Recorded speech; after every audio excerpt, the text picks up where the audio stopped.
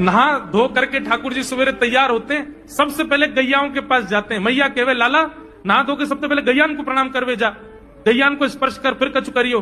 ठाकुर जी गैयाओं को प्रणाम करने जाते हैं। जैसे ही देखते हैं कि कोई गैया बैठी है, सो ठाकुर जी कहें अरे अरे मैया या गैया को आलस आ गयो, या को आलस दूर कर दूं। सो बैठी हुई गैया के ठाकुर जी सिंग पकड़ लेते हैं और सिंग पकड़ करके अपनी ओर खींचते हैं। दूसरी तरफ से सिंग बलराम जी पकड़ लेते हैं। अब ऐसे सिंग पकड़ करके ऐसे ऐसे गैया के सिंग हिलाते हैं। अब बैठी रहती गैया थोड़ी देर तो कोई बात नहीं, जैसे जोर जोर से हिलाना प्रारंभ करते हैं सो ही गैया खड़ी हो जाती है। और जैसी गैया खड़ी होती ठाकुर जी लटक जाते हैं सिंगों से। अब ठाकुर जी को तो बढ़िया झूला बन गया, गैया की सिंगन पे झूल रहे हैं। थोड़ी देर तो गैया इधर से उधर ठाकुर जी को झुलाती रहती है, लेकिन थोड़ी देर बाद जैसे ही ठाकुर जी की पकड़ कमजोर होती है, गैया को पता चल जाए कि अब लाला गिरवे वार हो है, तो गैया भी इतनी चतुर कि वो गोबर में ही जाके खड़ी हो गए।